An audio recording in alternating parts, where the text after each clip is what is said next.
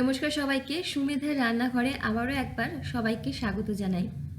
শীতকাল পড়ে গেছে আর শীতকাল মানেই কিন্তু ঘরে ঘরে কড়াইশুটির কচুরি হয়। তো এই খাস্তা কচুরিটাও কিন্তু একদিন তৈরি করতে পারেন। আওয়াজটা শুনে বুঝতে পারছেন বেশ মুচমুচে হয়। খাস্তা কচুরি সত্যি সত্যি কিন্তু একদমই খাস্তা হয়। তো রেসিপিটা অবশ্যই বাড়িতে ট্রাই করতে পারেন, সার্ভ করতে পারেন ধনেপাতা চাটনির সাথে। বাচ্চা থেকে বড় সকলের কিন্তু খুব ভালো লাগবে। তো কচুরির জন্য সবার প্রথমে ময়দা মেখে নেব। চাইলে আটা দিয়েও কিন্তু করতে পারেন বা আটা ময়দা মিশিয়েও করতে পারেন। আমি এখানে মোটামুটি ওই 1.5 কাপ মতো ময়দা নিচ্ছি। আর ময়দার সাথে এখানে নিয়ে নেব হাফ চা চামচ পরিমাণে নুন, আর ওই 1/4 চা চামচ পরিমাণে দিচ্ছি চিনি। চিনি দিলে কিন্তু মিষ্টি হবে না, কিন্তু মুচমুচে হয়। আর ময়ান দিয়ে দেবো সাদা তেল দিয়ে, চাইলে কিন্তু ঘি দিয়েও দিতে পারেন। ঘি দিয়ে ময়ান দিলে কিন্তু খাস্তা অনেক বেশি হয়, তবে আজকে আমি সাদা তেল দিয়ে ময়ান দিচ্ছি। প্রায় 2-2.5 টেবিল চামচ পরিমাণে সাদা তেল নিচ্ছি। হাতে অল্প একটু জোয়ান নিয়েছি আর হাত দিয়ে ভালো মতো ডলে সেই জোয়ানটা এখানে দিচ্ছি। এবারে ভালো মতো ময়দাটাকে মেখে নিচ্ছি শুকনো উপকরণ আর সাদা তেল দিয়ে। দেখবেন বেশ এরকম ঝুরঝুরে বালি বালি হয়ে যাচ্ছে, হাতে চেপে তুললে বেশ একটা বাইন্ডিং চলে আসছে বা একটা মন্ড হয়ে যাচ্ছে, বুঝবেন ময়ান ঠিক আছে। যদি না হয় সেক্ষেত্রে আরেকটু সাদা তেল বা ঘি দেবেন। এবারে অল্প অল্প করে নর্মাল তাপমাত্রা জল দিয়ে একটা সফট ডো করছি। ডোটা খুব বেশি টাইট করবেন না, টাইট করলে কিন্তু কচুরিটা বানাতে বা আমাদের পুর ভরতে অসুবিধা হবে। তাই মোটামুটি একটু নরমের দিকে রাখবেন, চেষ্টা করবেন একদম মসৃণ একটা ডো তৈরি করার। প্রায় 5 মিনিট মতো মেখে নিয়েছি। তারপরে অল্প একটু সাদা তেল মাখিয়ে রেখে দেবো রেস্টের জন্য অন্তত 15 মিনিট থেকে 20 মিনিট।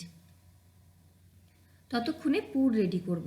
মিক্সির ছোট জারে বেশ কিছুটা ধনে পাতা আমি গোড়াটা শুদ্ধ দিয়েছি, ভালো মতো ধুয়ে নিয়ে, এতে টেস্ট অনেক ভালো আসে। আর 2টো কাঁচা লঙ্কা, ঝালটা নিজেদের আন্দাজ মতো দেবেন। 1 ইঞ্চি একটা আদার টুকরো ছোট ছোট করে কেটে প্রথমে এগুলো পেস্ট করে নিচ্ছি। এর মধ্যে ওই 500 মতো মটর আমি ছাড়িয়ে নিয়েছিলাম, সেই মটরটা দিচ্ছি এর মধ্যে, কড়াইশুঁটিটা দিচ্ছি এখানে। অল্প একটু জল দিয়ে, জলটা কমই দেব, অল্প জল দিয়ে একটা পেস্ট করে নেব। তবে পেস্টটা চেষ্টা করবেন খুব যেন কড়াইশুঁটির বড় বড় দানা না থাকে। দেখুন ভালো মতো একটা কিন্তু পেস্ট আমি করে নিয়েছি। এবারে পুর তৈরি করার জন্য গ্যাসের ফ্লেমে একটা কড়াইতে নিয়ে নেব 2 চামচ মতো বেসন। আমি বেসন দিচ্ছি, এতে টেস্টটাও ভালো হয় আর পুরটার মধ্যে একটা বাইন্ডিং আসে। অনেক সময় হয় কচুরি করতে গেলে পুর ফেটে যায়, একটু বেসন দিয়ে দিলে কিন্তু পুরটার জল জলে ভাবটা একদম থাকে না, আর খুব সুন্দর টেস্টটাও একটা হয়। বেসন একটা আলাদা ফ্লেভার দেয়। একদম লো ফ্লেমে রেখে শুকনো খোলে আর কি বেসনটাকে ভালো মতো রোস্ট করে নিয়েছি প্রায় মিনিট 4, যতক্ষণ হালকা কালার চেঞ্জ হচ্ছে। তারপরে নামিয়ে রেখেছি। ওই কড়াতেই 1 টেবিল চামচ ঘি, অল্প একটু সাদা তেল দিচ্ছি। আর হালকা যখন গরম হয়ে যাবে তেল ঘি, অল্প 1/4 চা চামচ পরিমাণে গোটা জিরে দিচ্ছি ফোড়নে। গোটা জিরেটা যখন বেশ সুন্দর একটা গন্ধ আসবে, তখন দেবো আমি হিং 1/4 চা চামচ পরিমাণে। কড়াইশুঁটির হিঙের ফ্লেভারটা খুব ভালো হয়, যাদের হিং অপছন্দ তারা নাও দিতে পারেন।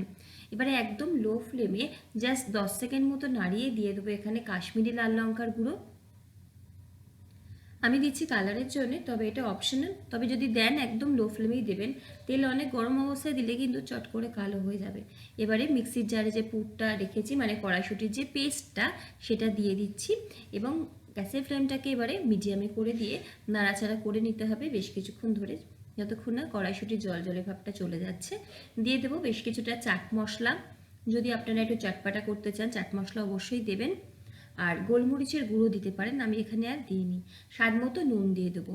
মশলার মধ্যে কিন্তু এখানে আমি শুধুমাত্র চাট মশলাটাই ব্যবহার করছি। চাইলে গোটা জিরের গুঁড়ো কিন্তু দিতে পারেন, ভাজা জিরের গুঁড়ো যেটা। আর চিনি দিচ্ছি 2 চিমটি মতো। চিনিটা একটা ব্যালেন্স টেস্ট দেয়, অনেকেই চিনি অপছন্দ করেন, সেক্ষেত্রে দেবেন না। একদম এবারে গ্যাসের ফ্লেমটাকে লোতে করে ভালো মতো নেড়ে চেড়ে নিতে হবে। সবশেষে দিয়ে দিতে হবে রোস্ট করে রাখা বেসনটা। এবং লো ফ্লেমে কিন্তু আমাদের নাড়াচাড়া করে অবশ্যই একবার নুনের টেস্টটা, ঝালের টেস্টটা করে নেবেন। যদি মনে একটু ঝাল লাগবে সেক্ষেত্রে কিন্তু লঙ্কা গুঁড়ো একটু দিয়ে দিতে পারেন। একদম লো ফ্লেমে রেখে যখন বেশ মিশ্রণটা শুকনো শুকনো হয়ে যাবে, এরকম কড়াইটা ছেড়ে দেবে, ততক্ষণ অবধি নাড়াচাড়া করব। তারপরে নামিয়ে নেব একটা প্লেটের মধ্যে এবং নামিয়ে নিয়ে ছড়িয়ে দিয়ে একদম ঠান্ডা করে নেব পুরটাকে। পুর একদম ঠান্ডা হতে থাক, যেহেতু ওয়েদারটা এমনি ঠান্ডা ঠান্ডায় বেশিক্ষণ সময় লাগবে না। ততক্ষণে ময়দাটা আরও একবার একটু মেখে নেব হাত দিয়ে। যদি মনে হয় যে একটু তেলের প্রয়োজন, হাতে একটু তেল নিয়ে ময়দাটাকে মেখে লেচি করে নেব। লেচিটা আপনারা কচুরিটা যতটা বড় করতে চাইছেন, কারণ এই কচুরি কিন্তু আমি বেলবো না, সেই আন্দাজে লেচিটা করবেন।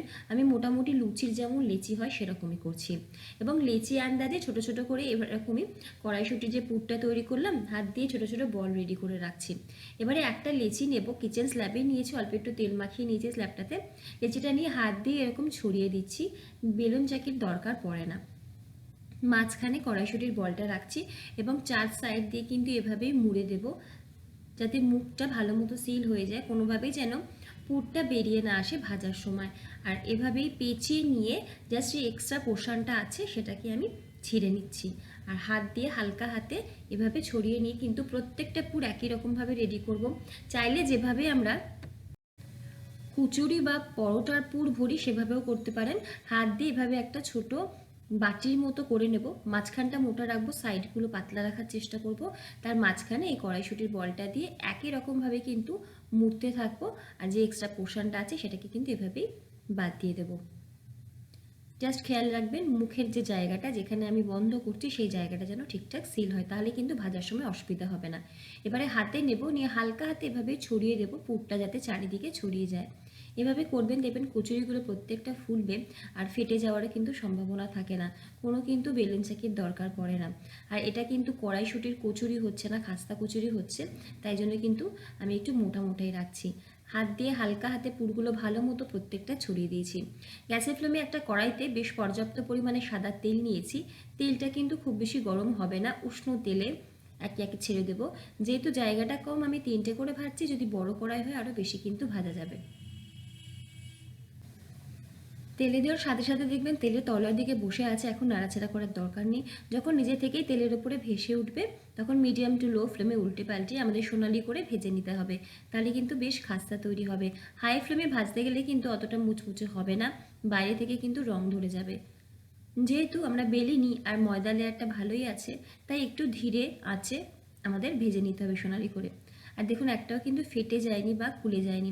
যদি ফেটে পুরটা বেরিয়ে আসে সেক্ষেত্রে তেলটা বড্ড বেশি নোংরা হয়, তাই জন্য চেষ্টা করব যখন ময়দার লেচিটা আমরা করব তৈরি তখন যেন ভালো মতো মুখটাকে বন্ধ করে দিই। বাকিগুলো একই রকমভাবে ভাজবো, এবং একটা অবশ্যই আপনাদেরকে আমি ভেঙে দেখাবো ভেতর থেকে ঠিক কেমন লাগছে। ভেতরে একদম পুর ভর্তি, আর পুরটা কিন্তু সমানভাবে ছড়িয়েছে। অবশ্যই এভাবে একবার তৈরি করে দেখবেন, খেতে দারুণ মজার হয়, বাচ্চাদের তো খুব পছন্দ হবে। ভিডিও ভালো লাগলে লাইক কমেন্ট শেয়ার সাবস্ক্রাইব করে পাশে থাকবেন, আর চ্যানেলে নতুন বন্ধু হলে অবশ্যই সাবস্ক্রাইব করবেন। সকলে ভালো থাকুন, ধন্যবাদ।